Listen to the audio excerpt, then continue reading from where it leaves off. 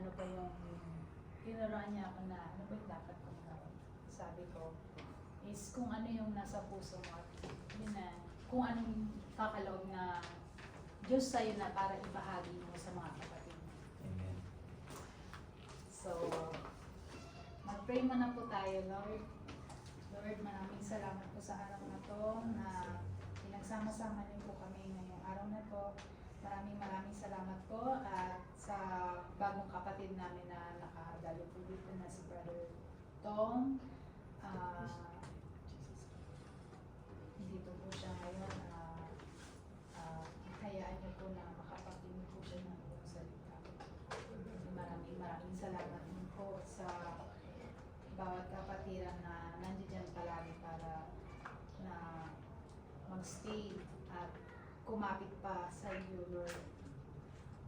Ngayon po na sasabihin ibabahagi ko po ay hayaan niyo lang po na kaloob na salita lang po ang sasabihin. Yan lang. Salamat. In Jesus' name. Amen. Okay. Sa hindi na po pagtatagal yung paksa po natin is sa Romans 11. Ito po yung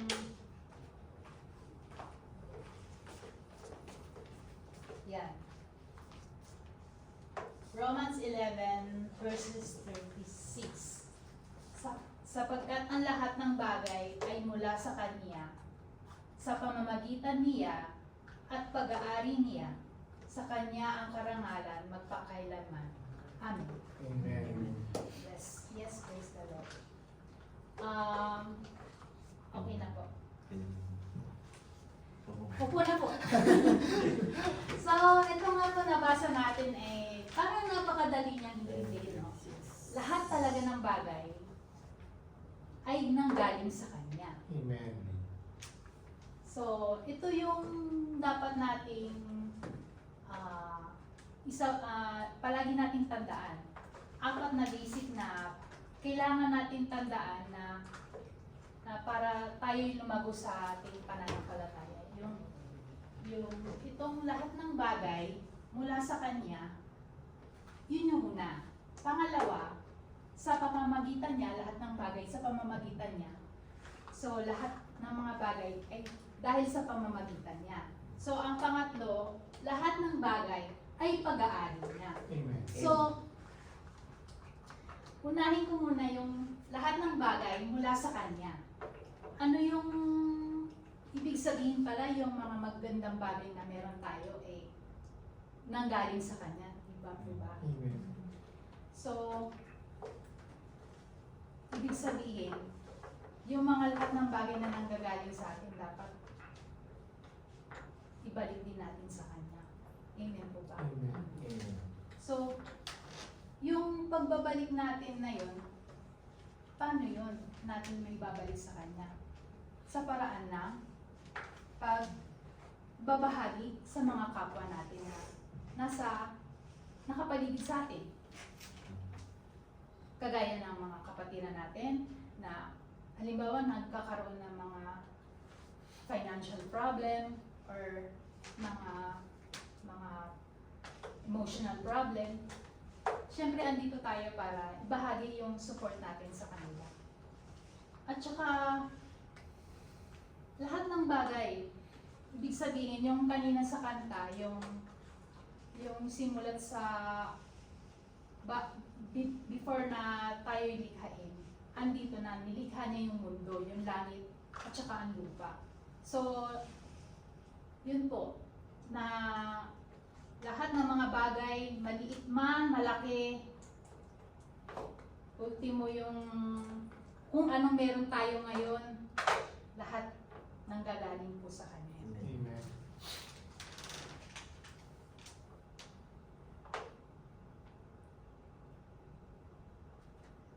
Tapos, ano po, yun nga po, minsan, naiisip natin sa sarili natin na, halimbawa,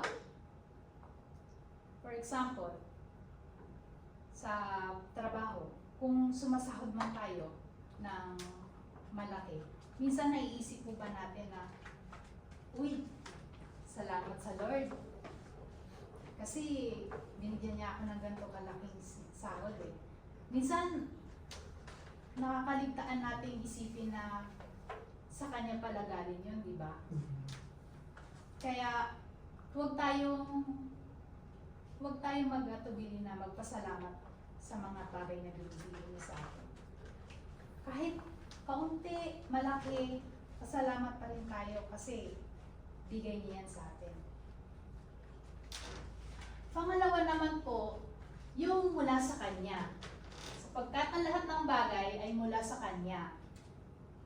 So, lahat nga ng bagay, dahil sa pamamagitan niya, lahat ng bagay ay dahil sa pamamagitan niya. So,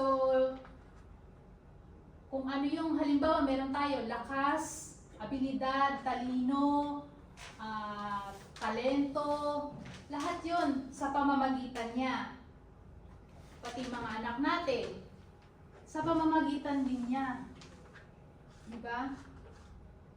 Kumbaga, nagiging instrumento tayo na yung mga bagay na meron tayo, nagiging instrumento tayo. Wala tayong may kiklaim talaga na ating lahat ito.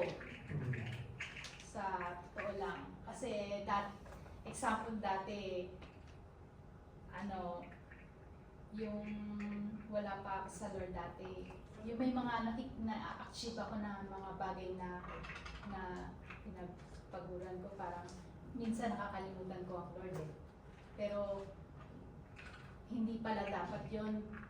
Dapat i-praise natin ang karangalan talaga niya. Kasi nararapat lang naman na sa Kanya lang natin ibigay yung praise. Yun.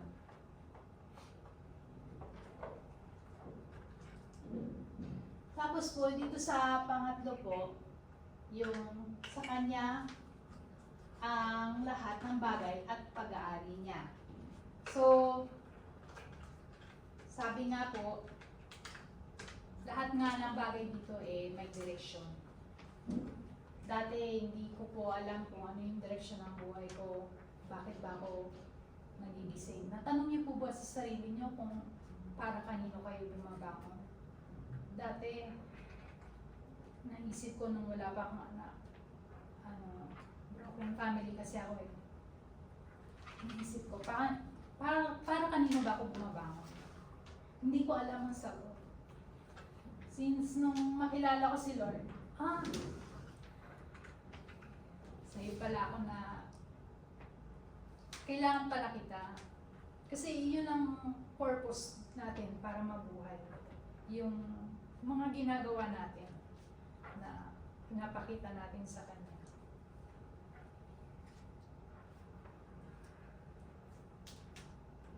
Yun, kagaya nun, yung ginagawa natin sa pamilya natin, yun yung purpose natin pala.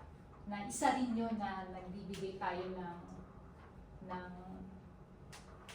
pag-asa na para mabuhay is sa pamilya, sa mga kakilala natin. Yun. So, walang araw talaga na gagawin natin na hindi galing sa Kanya.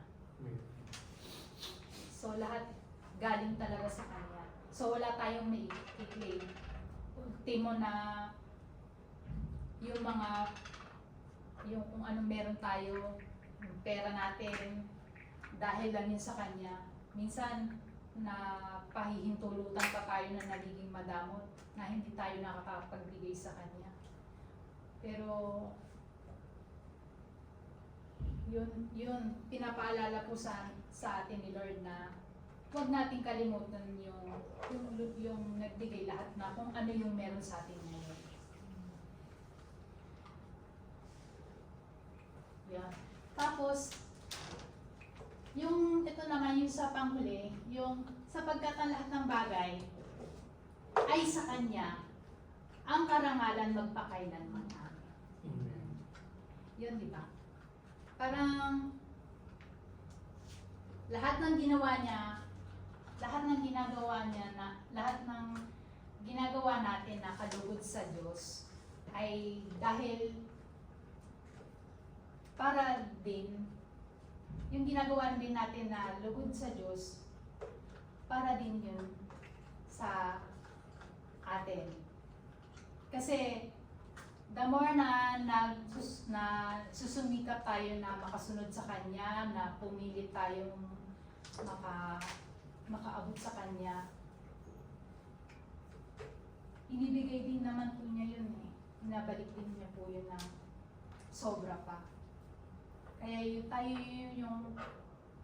din yung nagbe-benefit ng mga biyaya na natatanggap natin mula sa Kanya. Yan. So, dapat si Lord lang talaga yung maging sentro natin sa buhay natin. Kasi wala tayo eh. Hindi natin alam kung saan tayo pupunta. Hindi natin alam kung anong kakapitan natin. Kung may problema, may sakuna, kalamidad na dumating. Nung lumindol nga po, hindi po ako nagpanik noon kasi alam ko si Lord, ginagabayan niya po kami. At yun, salamat sa Lord dahil nawala po yung takot ko na yung kapag ka may problema, kailangan agad-agad, kailangan masolusyonan. So, huwag tayong makalimot na tumawag sa Kanya. Dapat maging sentro lang siya ng ating buhay. Yun lang po, salamat sa Lord. At babasahin ko lang din po ito rin po karagdagang verse din po na related din po siya dun sa verse kanina, yung iisa ang Diyos, Ama natin lahat. Siya ay higit sa lahat, kumikilos lahat, at nananatili sa lahat. Tama po yun. Kumikilos ang Lord sa ating buhay. Na kahit na nakakaranas tayo ng problema, kahit na nakakagawa tayo ng hindi kalugod sa Diyos, bagkus habag pa rin ng Lord na nasusolusyonan pa rin yung problema natin, di ba? Kasi mahabagin ng Lord eh, na kahit na yung mga walang Diyos, pinagpapala, di ba?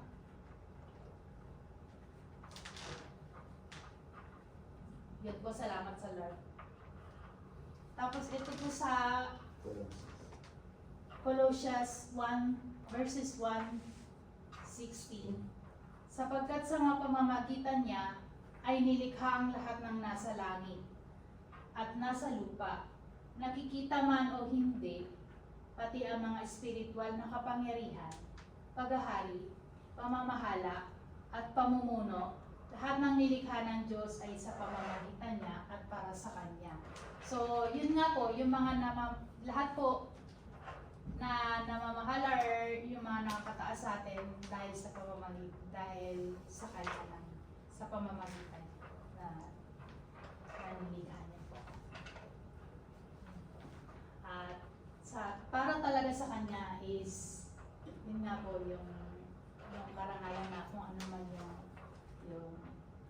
yung mga nangyayari sa atin na maganda para talaga sa Kanya, dahil dapat lang natin siya pasalamatan na halimbawa kung may promotion, na-promote ka sa trabaho mo, salamat sa Lord.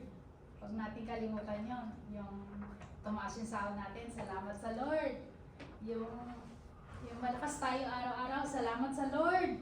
Yung simple lang po, yun lang po, talagang hindi talaga natin nakakaligtaan talaga na kalimutan natin ang Lord talaga na dapat siyang pasalamatan sa lahat ng bagay. Yun lang po. Salamat sa Lord. Tapos,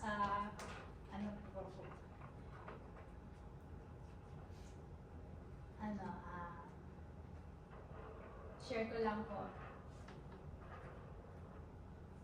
Sometimes kasi may pagkakataon na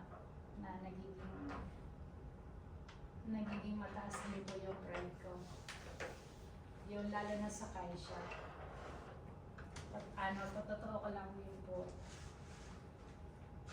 Meron kasi pong kasamahan ko na na matagal na siya sa Kaisya, pero since bago ako, parang siya naman yung nag-aalalay sa akin kung ano yung dapat ituro. Pero since na alam niyo po yun, yung meron kang gustong gawin na parang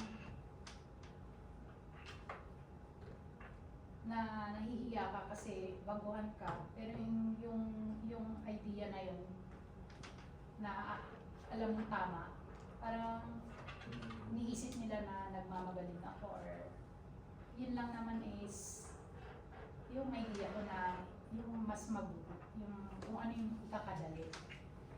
And then naisip ko na na ginawa ko yun. Tapos parang nabubulungan sila. Tapos alam niyo po yun, hindi ko na lang po pinansin. Sabi ko, Lord, kayo na pong bahala. Hindi po pinairal yung galit ko, or hindi po ako minute na. Kasi usually pagka ganun, nagda-direct to the point ako na may problema po ba? Kung meron kayong problema sa akin, sabihin niyo. Pero hindi po ako napatalo dun. Kasi first impression nga nila sa akin, matali daw ako eh. Kaya ayaw nila akong lapitan. Yun po. Pero first impression last nila. Sa Japanese. Hindi, sa totoo lang. Alisin natin yung pride natin. Oh my God, lang may dudulot yan. Hanggang ngayon,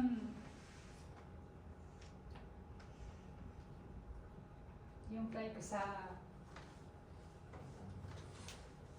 pumatay dun sa pari ko. Hanggang ngayon, paulit-ulit ko pa rin. Pinapanalangin yung sana magpatawad ko yung tao na yun. Pero si Lord ang bahala natin. Kasi di ba, lahat ng mga problema natin, siya yung nandyan para sa atin, siya yung lumalaban. Ibigay lang natin sa kanya lahat.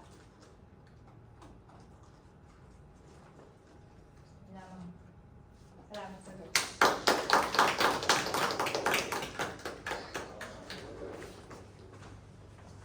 Salamat po sa Lord at salamat po sa ginamit na yan magturo sa atin sa araw na ito, di ba? This is just a small exhortation, or sabi natin kasi Bible study, di ba? So ako na mauna, ano yung natutunan ko sa araw na ito. Sa nabanggit po kasi ni Sister, di ba?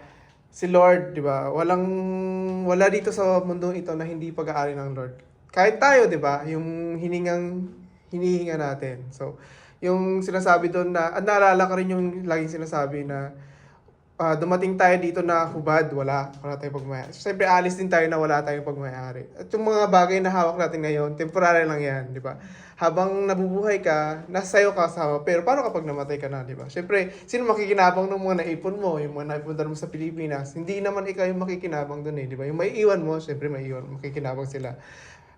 Ang sinasabi doon kasi na, yung maliban sa Diyos, kung ano yung inuuna mo, yung sa family mo man yan, sa trabaho mo, di ba? Or kaibigan, kahit nga sabi natin mahal sa buhay, di ba? Sinasabi lagi na, kung maliban sa Diyos na inuuna mo, maliban sa Diyos is Diyos-Diyosan mo yun eh. Sinasabi doon, di ba? Diyos-Diyosan. Kasi sinasabi, Diyos is mapagmahal, di ba? Pero ang Diyos rin is, siloso rin ang Diyos eh, di ba? Sabi niya, dun sa kanya, I am the Lord your God, you shall not have other gods beside me. Kasi, alam natin mapagmahal ang Lord, pero ang Lord is, may katuwiran din. Nagpaparusa siya sa dapat niyang parusahan, di ba?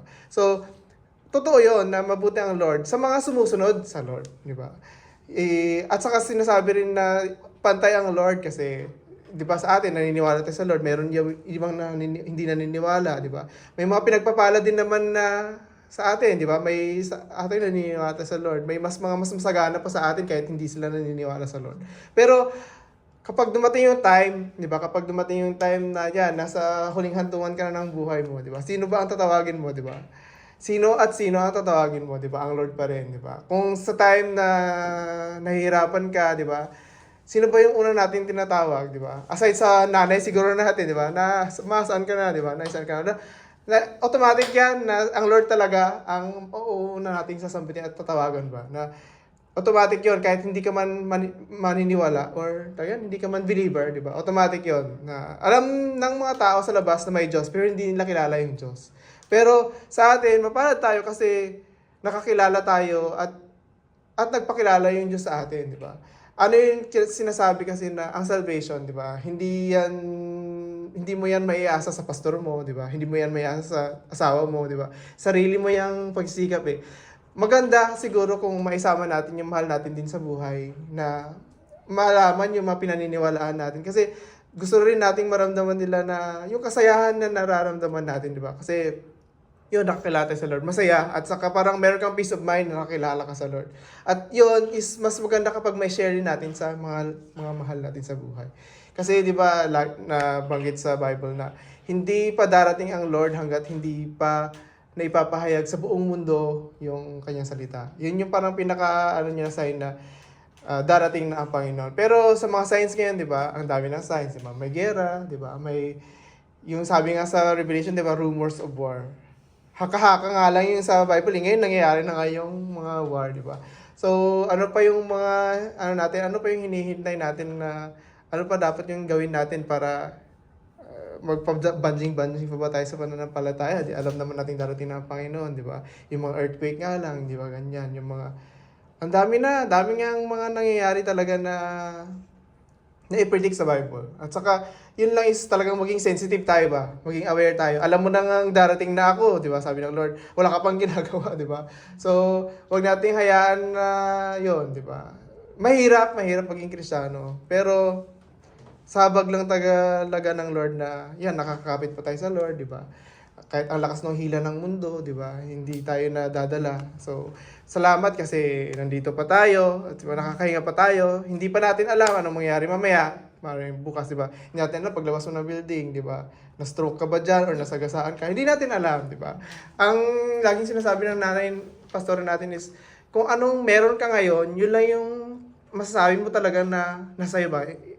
Sa ganitong segundong ito, di ba? Kapag kinuha ka ng Lord, wala na. Hindi wala na yung mga pag-aari mo na yan, di ba? Hindi natin alam. Kaya, habang binibigyan pa tayo ng Lord ng chance na, yun, mabuhay. At saka, yun, mag-aral, di ba?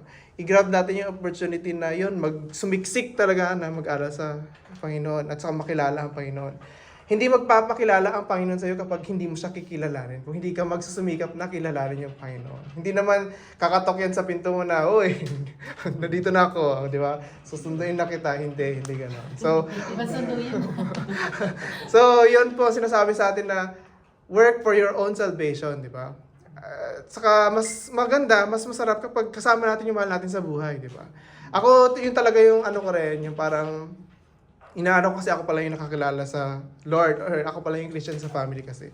Pero na unti-unti na i-introduce ko sila ang Lord sa kanila. Pero alam ko naman kahit hindi mo na akong gamitin ng Lord, may tamang gagamitin ng Lord na yun, na yung tao na magpapakilala sa kanya doon, di ba?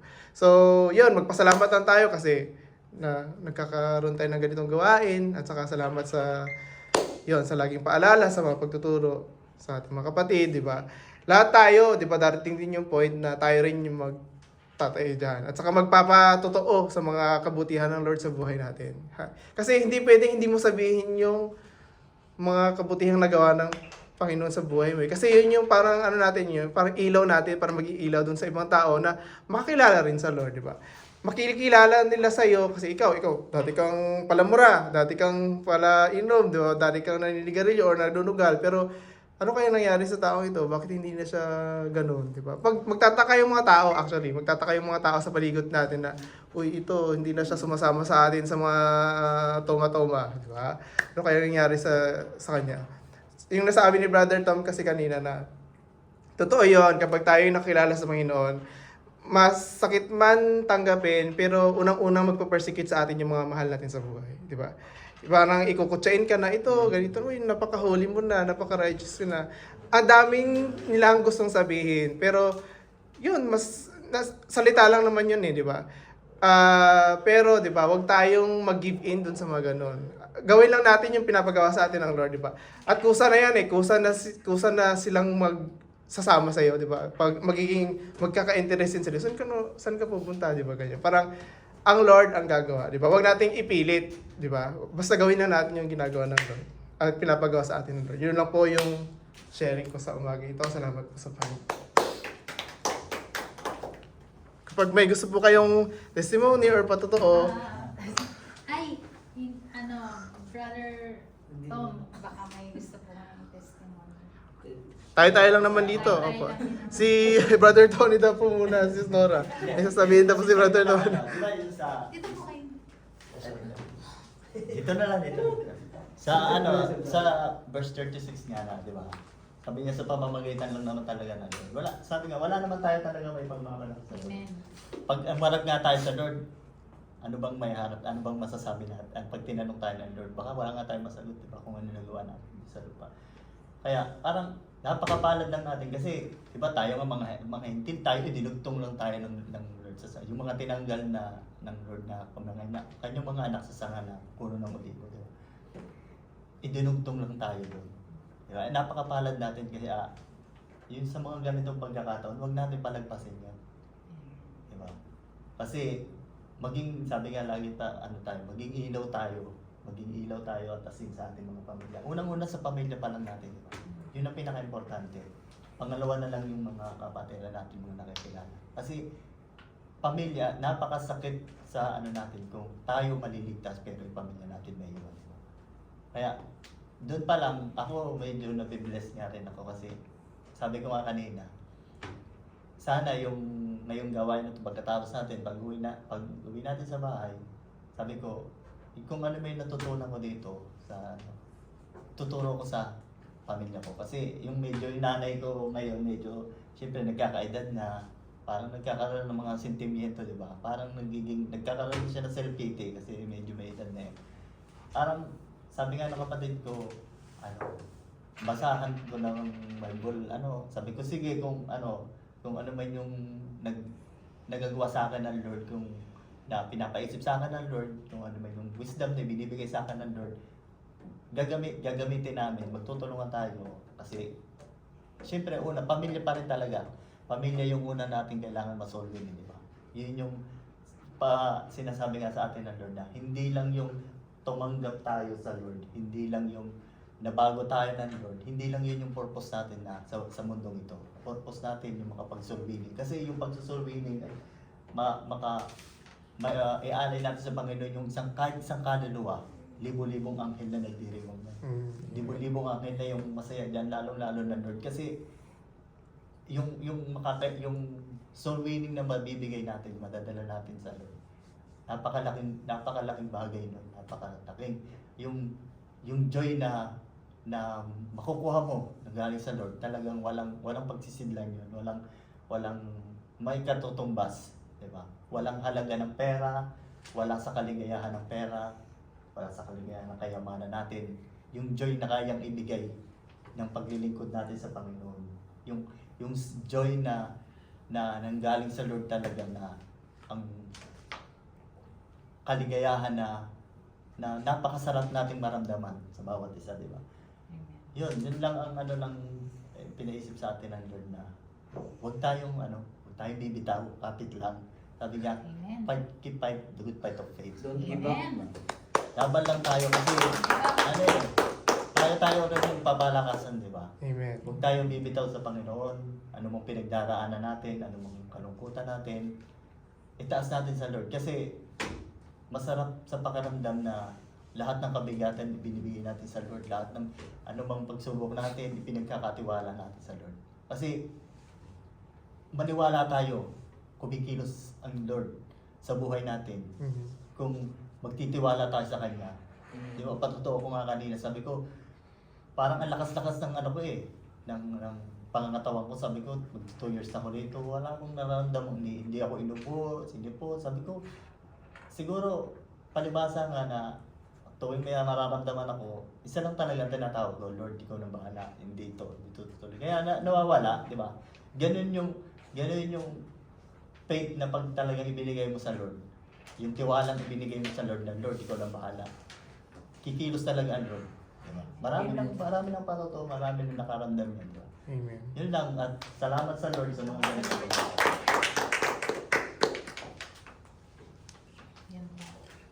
Eh, baka may gusto ko yun. Ako naman yan. Share ko na din din.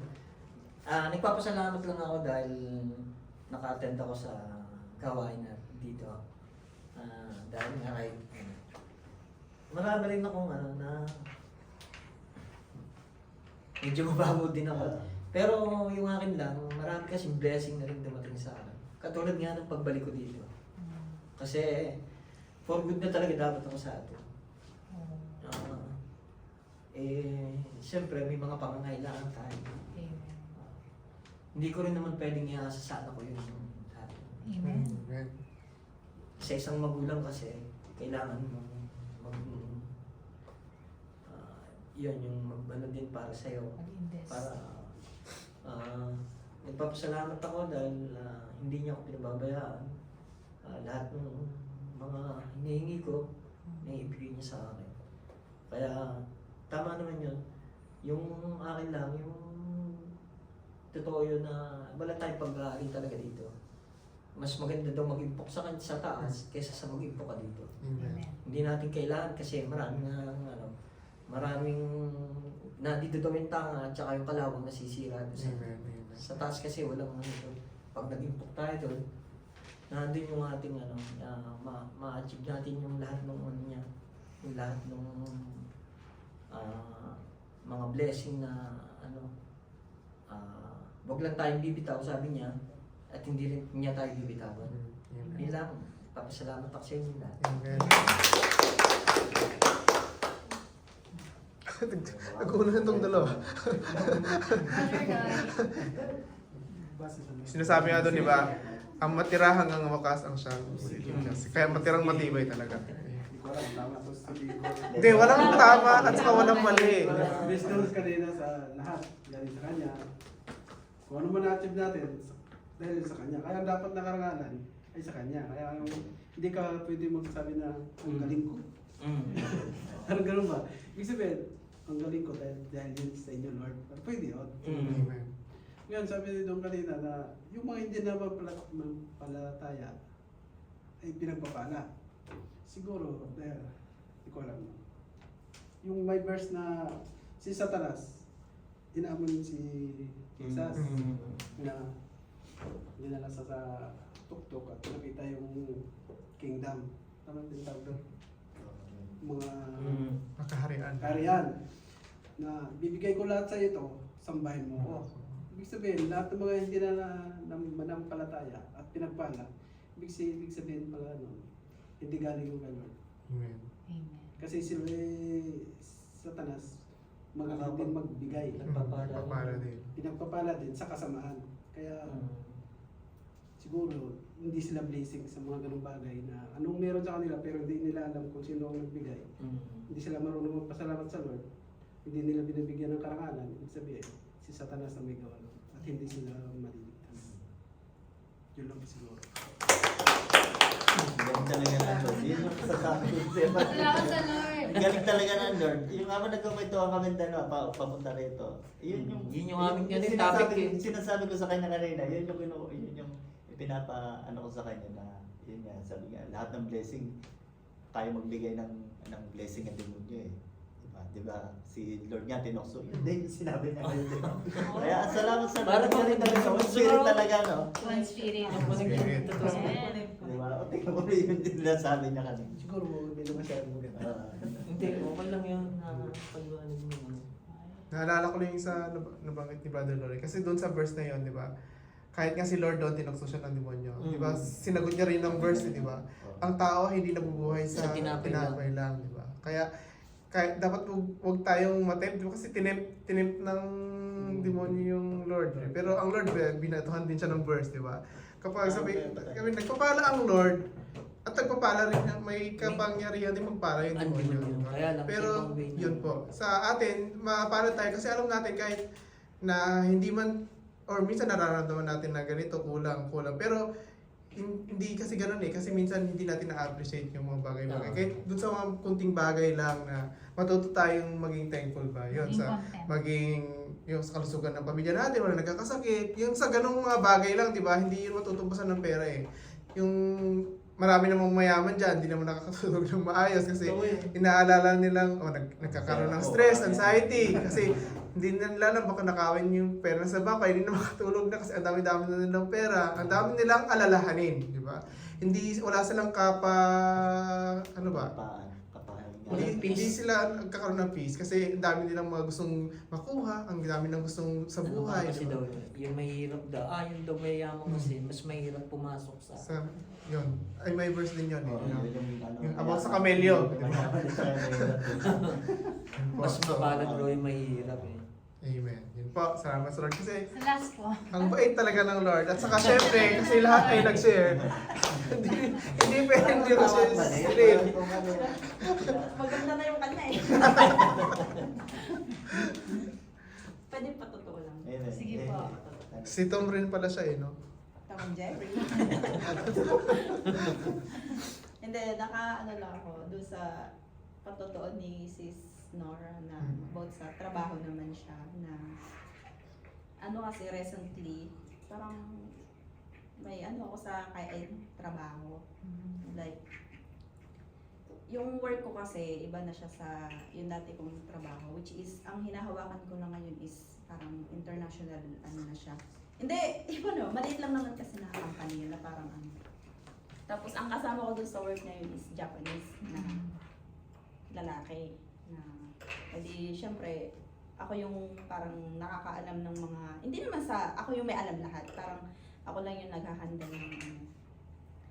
Tapos last week siguro na parang tinetest ako na parang na parang tinetest yung yung ano ko na huwag kang lumaban na parang Patience. ganun. Oo, yung patience ko na huwag mo labanan parang ganun. Pero ako palaban ako, parang pinaglalaban ko yung parang ikaw din sis Nora na parang kung ano yung tama gusto mo ipaglaban kasi yun yung alam mong tama eh. Parang dumating sa point talaga na parang lumaban ako na ito yung kailangan bakit ipagpipilitan mo yung gusto mo na ganyan. Tapos nag-share ay sinabi ko dun sa nanay-nanayan namin dati na sinabi ko sa kanya na bakit ganun, ganito, ganyan. Tapos parang nakausap niya na yung pinakaamo namin na sabi ko parang pag ito hindi nila ako parang mag-aano ako na parang pero pinag-pray ko siya na sabi ko Lord parang bakit ganun sabi ko na parang ang sama-sama ako parang bakit i-share ko pa tong problema sa ibang tao na which is dapat hindi ko na pinansin parang ganun pero yung pinagpe-pray ko siya na parang sabi ko sana maging okay na kahit nagkakagulo sana maging okay na tapos dumating sa point na sabi na sa sarili ko lang na kapag hindi ito naayos pwede mag-resign ako kasi syempre kalahin nila yun siya pa yung papaboran tulad nga na sinabi ni Loloy na kahit anong gawin mo dyan kalahin nila yan mas lamang yan sa'yo parang ko yun sabi ko nga ano bang laban ko dito na parang pag ipaglalaban ko yung reason ko ano bang laban ko sa kanila kahit sabihin kong ako yung nakakaalam mas lamang siya kasi Japanese siya taga rito siya tapos sabi ko pinag-pray ko yun na Lord ikaw nang bahala na parang ganto ganyan tapos nung sinabi na siya yung ililipat ng area which is sabi ko parang Lord thank you Answered kasi prayer. yung parang nilalayo mo ko sa sa masama na parang alam mo kung ano yung nararamdaman ko ba na parang sabi ko yun nga kasi na dumating na sa na magre-resign na ako parang mag-quit na talaga ako na parang ang hirap kasi na pagdating sa trabaho is yun nga yung pag-iisipan kanila ng parang galing-galing parang hindi maiiwasan yun na parang ang thinking nila sa'yo nagmamagaling ka which is ginagawa mo lang yung work mo na kung ano yung mas makakabuti yun sabi ko na Lord ikaw na pong bahala na yun masasabi ko talaga na sa patotoo na to na Kumilos siya. nandyan si Lord na Kumilos. hindi kanya pababayaan Amen. lang yung parang tumawag ka lang talaga pero naano ko rin sa sarili ko na dapat maging rin ako Aware ka din. maging mapagpasensya kasi nandoon talaga yung yung Yes. galit 'di ba, nagsasama-sama na doon yung galit, which is hindi mo na naiisip kung ano talaga yung tama, kung ano ba yung dapat pala talaga, pinag-pray mo siya. Late ko na kasi naisip yon na ipag-pray ko muna. Gumawa agad ako na action na sinumbong ko siya ganito, ganyan, parang ganun. Kaya nagkagulo-gulo. Kaya yun, parang sorry din na yun lang. Amen. Saka ang tines naman doon, hindi naman yung apo na yun. Ikaw yun. Oo. Kasi alam mo, sabi nga, di ba, pag sumusunod tayo sa Lord, marami talagang Magte-test. Marami Oo. talagang ititest ka dyan. Kasi dun, alam ng Lord na matapagtagumpayan mo yan eh. Kasi di ba, sabi nga, hindi naman ibibigay sa'yo ng Lord yan kung hindi mo kaya. Hindi mo kaya. Kaya pag alam mo sa sarili na, mas, sabi nga, hindi naman sa ipagpasalamat, pero mapalan tayo na nakakasumpong tayo ng ganung pagsubok. Kasi doon tayo tumitibay, doon tayo natututo, doon natin nalalaman, doon tayo nagkakaroon ng wisdom ng galing sa Lord. Kung ano yung mga dapat natin gawin, di ba? O di ba? Hindi mo man siya unang pinag-pray. Eh, ngayon, siyempre, natutunan mo na sa susunod na. May learning. Oo, kasi di ba? Situation. Wala namang, talagang ang pinatest doon ng Lord ikaw. Kaya, pero alam naman ng Lord na, mapapatibayan yan kasi Sumusunod ka. sinis ka nga niya, di ba? Alam na ng Lord yan, di ba? Ako, ganyan din ako, di ba, doon sa hapon. Talagang pinag-pray ko para sabi ko nga dati, talagang gusto ko na lumipat, 2 months pa lang ako eh. Pero pinag-pray ko yun na ipuin si Sacho ipuin mo si Lord ang puso ni Sacho. Pero ano mong ginawa nung na, kasi hindi na ako komportable pag papasok ako, yung puso ko pa, sabi ko, papasok na naman ako. Gano'n na ako dati sa sitwasyon na gano'n. Pero kumilos talaga, Lord, ang galing talaga na, Lord. Hindi, inalis talaga ng Lord yung apo. Nag-resign talaga yung apo nung umalis. Tingnan mo, di ba? Ang pinag-try ko lang hipuin, pero ginawa ng Lord. At sabi niya, kaysa ikaw ang umalis dito, ikaw mawala dito sa gawain. Ang ginawa ng Lord, inalis yung apo. O ngayon, sarap ko na ko kasi ako na lang mag-isa may hawak ng na yun, di ba? Salamat sa Lord. Ayan For po. any final... Salamat sa Lord, narinig po natin ang bawat isa na nakapagpatotoo. At yun nga po, lagi natin tatandaan God is good. Amen. Lahat ng mga bagay na nangyayari sa atin, lagi kasama natin siya. Yan po. At sa hindi na pagtatagal ay tayo na po ay mananalangin po. At Lord, maraming pong salamat po sa araw na to at sa isang araw na natutunan namin na lahat ng bagay na narito na meron kami ay lahat ay nanggaling sa iyo. Maraming salamat po at ikaw lang po ang aming dapat naming purihin po sa araw-araw. Ano man po ang mga nangyayari sa amin, sa trabaho, sa pamilya, sa kaibigan, sa lahat ng taong nakapaligid sa amin.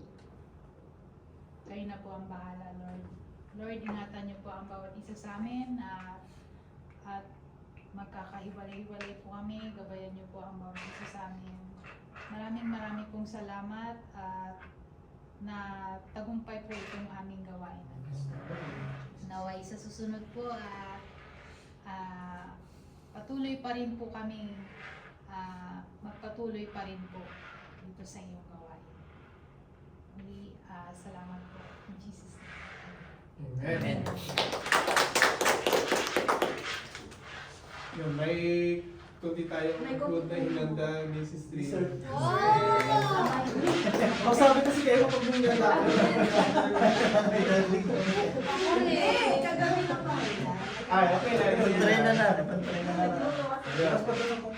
Pag-pray muna natin yung pagkain, then mag-picture tayo bago tayo kumain. Ikaw na, bro. Yes, Lord, in heaven, hallelujah, Jesus. Lord, maraming po salamat, Panginoon, na nakapakinig kami sa iyo, Panginoon, sa iyong mga salita, Panginoon, na nagpapalakas ang bawat sa Panginoon.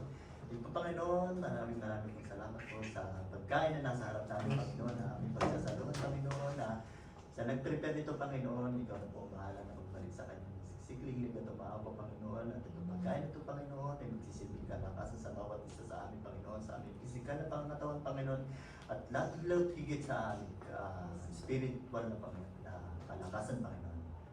Maraming salamat, Panginoon, hanggang sa pag-iwalay namin, Panginoon, kayo magagabay at magpuprotekta